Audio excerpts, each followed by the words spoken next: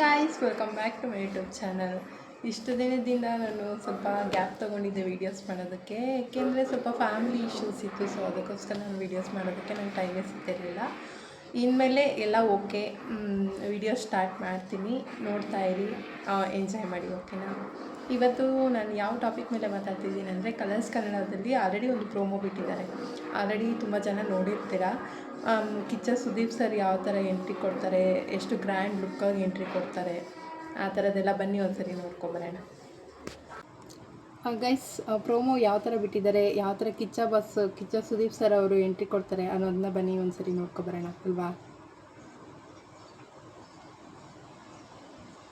ಕರ್ನಾಟಕದ ಜನ ಯಾವತ್ತೂ ಯಾರಿಗೂ ಕಾದಿದ್ದು ಚರಿತ್ರೆಯಲ್ಲೇ ಇಲ್ಲ.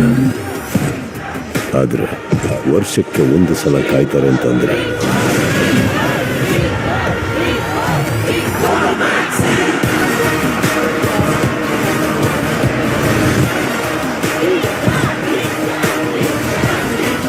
ಒಂದೇ ಮನೆ, ಒಂದು ಅವಕಾಶ, ಕೋಟಿ ಕನಸುಗಳು.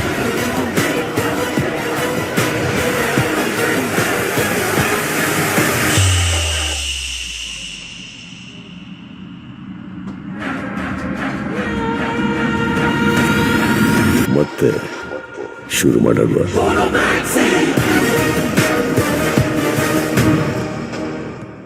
ನೋಡಿದ್ರಲ್ಲ ಗೈಸ್, ಯಾವ ಥರ ಗ್ರ್ಯಾಂಡ್ ಲುಕ್ಕಾಗಿ ಕಾಣಿಸ್ತಿದ್ದಾರೆ ಅಂತ, ಮತ್ತು ಆದಷ್ಟು ಬೇಗ ಶುರು ಆಗಲಿದೆ ಅಂತ ಕೂಡ ಹೇಳ್ತಾ ಇದ್ದಾರೆ. ತುಂಬ ಜನ ಅಂದರೆ ತುಂಬ ಜನ ವೆಯ್ಟ್ ಮಾಡ್ತಾಯಿದ್ರಿ ಬಿಗ್ ಬಾಸ್ಗೋಸ್ಕರ. ಸೊ ಆದಷ್ಟು ಬೇಗ ಬಂದೇ ಬಿಡ್ತೈತೆ ಶೋನ, ನಾವು ನೋಡ್ಕೊಂಡು ಹೋಗೋಣ, ಓಕೆನಾ. ಮತ್ತು ಇನ್ನೊಂದು ಗೈಸ್, ಎಲ್ಲರೂ ಅಗ್ನಿ ಪರೀಕ್ಷೆ ಸ್ಟಾರ್ಟ್ ಆಗುತ್ತೆ, ಅದಾಗುತ್ತೆ ಇದಾಗುತ್ತೆ ಅಂತ ಏನೇನೋ ಹೇಳ್ತಿದ್ದಾರೆ. ಬಟ್ ಏನಂದರೆ, ಏನೇ ಆಗಲಿ ಕಲರ್ಸ್ ಕನ್ನಡದವರು ಪ್ರೋಮೋನೇ ಬಿಟ್ಟಿಲ್ಲ, ಮತ್ತು ಏನೂ ಅಪ್ಡೇಟ್ಸೇ ಇಲ್ಲ ಅಗ್ನಿ ಪರೀಕ್ಷೆ ಅಂತ ಹೇಳಿ. ಬೇರೆ ಲ್ಯಾಂಗ್ವೇಜಸಲ್ಲಿ ಆಗಿರ್ಬೋದು, ಬಟ್ ಇದರಲ್ಲಿ ಇನ್ನೂ ಆಗಿಲ್ಲ. ಇದರಲ್ಲಿ ಏನೇ ಆಗಿದ್ರೂ ಅಗ್ನಿ ಪರೀಕ್ಷೆ ಅಂತ ಮಾತ್ರ ಯಾವತ್ತೂ ಏನೂ ಪ್ರೋಮೋ ಬಿಟ್ಟಿಲ್ಲ.